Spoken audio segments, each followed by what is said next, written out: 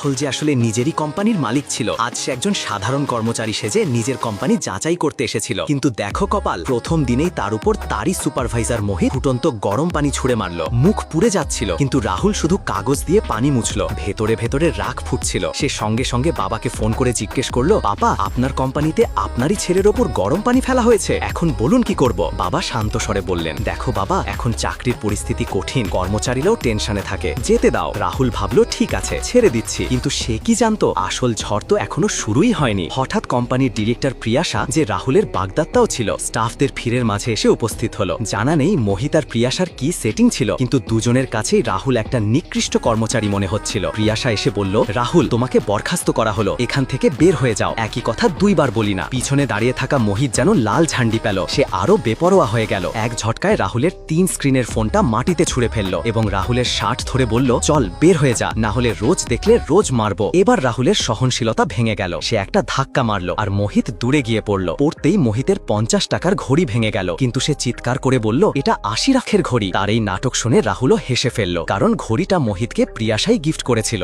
মোহিত কাঁদতে লাগলো, আমাকে 80 লাখ নয়, পুরো 8 কোটি লাগবে। এই ঘড়িটা অমূল্য ছিল। ভিড়ের লোকেরাও মোহিতের পক্ষ নিয়ে বলল, ঘড়িটা তো ডিরেক্টর ম্যাডামই দিয়েছিলেন, এর ক্ষতিপূরণ দিতেই হবে। রাহুল ভাবলো চলো খেলি। সে সঙ্গে সঙ্গে ব্যাংক ম্যানেজারকে ফোন দিল, 8 কোটি টাকা ক্যাশ নিয়ে এখনই অফিসে আসুন। সবাই হেসে উঠল, আরে এটা দেখাচ্ছে, এত বড় মানুষ নাকি। ওদিকে প্রিয়াশাও বলল, রাহুল, তুমি সব কথাই মিথ্যে বলো, এমন লোককে আমি বিয়ে করতে পারি না। সে সেখানেই সগাই ভেঙে দিল। মোহিত আবার রাহুলকে ধরতে গেল, কিন্তু রাহুল আবারও তাকে ধাক্কা দিল। মোহিতের মানও গেল, সাহসও গেল, কিন্তু পিছু ছাড়ল না। এরই মাঝে ব্যাংক ম্যানেজার তার স্টাফ সহ 8 কোটি টাকা ক্যাশ নিয়ে অফিসের গেট দিয়ে ঢুকলো। পুরো অফিস যেন স্থির হয়ে গেল। এ সেই ব্যাংক ম্যানেজার যাকে মানুষ শহরের লক্ষ্মীদেব বলে, আজ পর্যন্ত নিচে নামে না, আর সে রাহুলকে স্যার বলে মাথা নিচু করে স্যালিউট